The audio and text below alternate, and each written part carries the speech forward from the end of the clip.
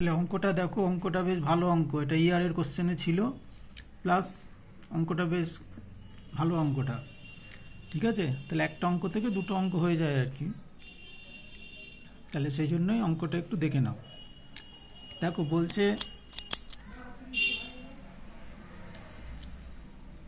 বলছে কি load W acts on an inclined plane. এই নততলটার উপরে এই ডাব্লিউ লোডটা চাপানো আছে। হরিজেন্টাল ফোর্স, তাহলে হরিজেন্টাল করে কীরকম হয় দেখে নাও। পিটা কিন্তু এদিকে হয় horizontal force. Horizontal force if the coefficient of friction is mu so that the horizontal force necessary to move the load, তাহলে horizontal force লাগবে কত, সেই ভ্যালুটা হচ্ছে এইটা। সেটা প্রুভ করতে বলেছে যে P ইকুয়াল টু এইটা তোমাকে প্রুভ করতে হবে। বস্তুটাকে ওপর দিকে টেনে তুলে নিয়ে যেতে। তাহলে ওপর দিকে টেনে তুলতে ফ্রিকশন কোন দিকে, ফোর্সগুলো আগে দেখে নাও ভালো করে। আমি অনেকবারই বলেছিলাম এটা যদি থিটা হয় তাহলে এই অ্যাঙ্গেলটাও থিটা হবে।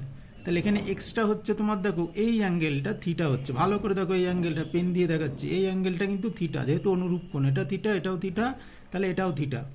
তাহলে বস্তুটাকে তুমি ওপরে টেনে তুলতে পি এর মান বলেছে, তাহলে ওপরে টেনে তুলতে গেলে ফ্রিকশন কোন দিকে, নিচ দিকে। F equal to mu R. W এ কী বলেছিলাম, যার সাথে অ্যাঙ্গেল করা থাকবে থিটা, ডাব্লিউ কস থিটা, এদিকে হচ্ছে ডাব্লিউ সাইন থিটা।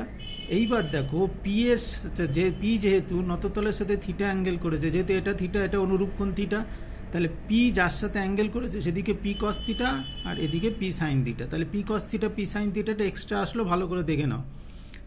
এইবার দেখো আমরা যখন নততলের হিসেব করি তখন কিন্তু এইভাবে লিখি, resolving the forces along the plane. নততলের ক্ষেত্রে আমরা কিন্তু অ্যালং দি প্লেন এই ফোর্সগুলো নেই। অ্যালং দি প্লেন কটা ফোর্স আছে দেখো, একটা, দুটো, তিনটে। ঠিক আছে, তিনটে ফোর্স আছে অ্যালং দি প্লেন।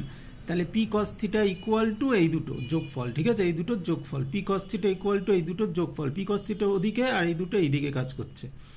আরেকটা কি নেই আমরা নততলের ক্ষেত্রে, এই দুটো কেস নেই, ভালো করে বুঝবে। Resolving the forces along the plane নেই, আর resolving the forces perpendicular to the plane নেই। ঠিক আছে, তাহলে এই দুটো নেই। তাহলে পারপেন্ডিকুলার নিলে কি হচ্ছে দেখো, আর আছে আর ডাব্লিউ কস থিটা আছে। ঠিক আছে, আর কে আছে, পি সাইন থিটা আছে। তাহলে দেখো পারপেন্ডিকুলার নিলে কি কি আছে, আর আছে ওপরের দিকে, নিচের দিকে আছে ডাব্লিউ কস থিটা আর পি সাইন থিটা। তাহলে আর আছে ওপর দিকে আর নিচ দিকে এই দুটো, তাহলে আর ইকুয়াল টু এইটা। আর ওদিকে কি হলো, পি কস থিটা ওদিকে আছে, এদিকে W sine theta plus F মানে মিউ আর। ঠিক আছে, আর ওপর দিকে আছে আর, নিচ দিকে আছে এই দুটো ফোর্স, ইকুয়াল টু করলাম। এবার দেখো এই 1 নম্বর সমীকরণে আর এর জায়গায় ভ্যালুটা বসিয়ে দিয়েছি। তাহলে কিন্তু ফ্রিকশনে আমি বারবার বলেছিলাম আরটাকে রিপ্লেস করব, সবসময় তাই। তাহলে আরটাকে আমাকে উড়িয়ে দিতে হবে। তাহলে আরের জায়গায় ভ্যালু বসিয়ে দিয়েছি দেখো এখানে।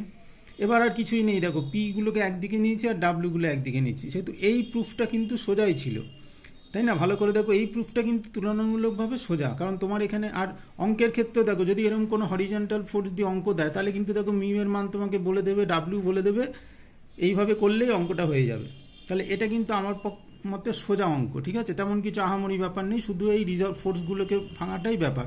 এগুলো তো ফোর্স করার সময় তোমরা করেছো। তাহলে ভালো করে দেখে নাও ছবিটা।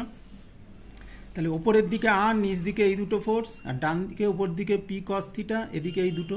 তাহলে 1 নম্বর সমীকরণ ভালো করে দেখে নাও, আর আর ইকুয়াল টু এইটা ভালো করে দেখে নাও। তাহলে আরের জায়গায় এটা বসিয়ে দিয়েছি 1 নম্বর সমীকরণে, আরের জায়গায় এই যে এই ভ্যালুটা বসিয়ে দিয়েছি। হ্যাঁ, বসিয়ে কি করেছি, গুণ করে দিয়েছি। পিগুলো একদিকে নিয়েছি, ডাব্লিউগুলো একদিকে নিয়েছি, নিলে আমার প্রুফটা চলে আসছে। দেখো পিগুলো একদিকে, ডাব্লিউগুলো একদিকে। ঠিক আছে, গেল তাহলে এই প্রুফটা। তাহলে প্রুফ এই শেষে দেখো কস থিটা দিয়ে ওপর নিচে ভাগ করে দিয়েছি, তাহলে এই ট্যান থিটাটা চলে আসছে। তোমার প্রুফে ট্যান থিটা আছে, তাহলে আমার এখানে এসছে পি ইকুয়াল টু এটা mu cos theta plus sine theta by cos theta minus mu sine theta. তাহলে ওপর নিচে কস থিটা দিয়ে ভাগ করে দিলে আমার ট্যান থিটাটা চলে আসছে। তাহলে প্রুফ হয়ে গেল। তাহলে এটা ছিল অঙ্কের প্রুফটা। এইবার দেখো আর একটা প্রুফ এখান থেকে হবে, মিউ এর জায়গায় তুমি যদি আবার যদি ট্যান আলফা বসিয়ে দাও, হ্যাঁ আলফা হচ্ছে অ্যাঙ্গেল অফ ফ্রিকশন। তাহলে এক ডিলে দুটো পাখি মেরে দেওয়া আছে, দুটো অঙ্ক হয়ে যায়। দেখো তাহলে মিউ এর জায়গায় যদি ট্যান আলফা বসিয়ে দাও, তাহলে tan alpha plus tan theta by 1 minus tan alpha tan theta. তাহলে ট্যান আলফা প্লাস থিটা। তাহলে পি এর আবার প্রুফ হয় W into tan alpha plus theta. ঠিক আছে, তাহলে দুটো প্রুফ হয়ে গেল একবারে। তাহলে অঙ্ক দিলে কিন্তু এইভাবে অঙ্ক করা যায়। যদি হরিজন্টাল ফোর্সের অঙ্ক দেয় আর যদি ওপর দিকে টানা হয় তাহলে কিন্তু এইভাবে অঙ্কটা হয়ে যাচ্ছে। ঠিক আছে, তাহলে ভালো করে অঙ্কটা দেখে নাও, আর চ্যানেলটাকে সাবস্ক্রাইব করে দিতে বলো বন্ধু বান্ধবদের। আর চ্যানেলটা এটা শেয়ার করে দাও, ভিডিওটা সবাইকে শেয়ার করে দাও, তাহলে অন্য বন্ধু বান্ধবরাও একটু দেখতে পারবে। বাই চান্স যদি এটা ইয়ারের কোশ্চেন, হ্যাঁ প্রুফ, এটা ইয়ারের কোশ্চেন আছে। তাহলে ভালো করে দেখে নাও অঙ্কটা, চ্যানেলটা সাবস্ক্রাইব করে রাখতে বলো। আর ভিডিওগুলো বন্ধুদের শেয়ার করে দাও, সব বন্ধুকে শেয়ার করে দাও ভিডিওটা।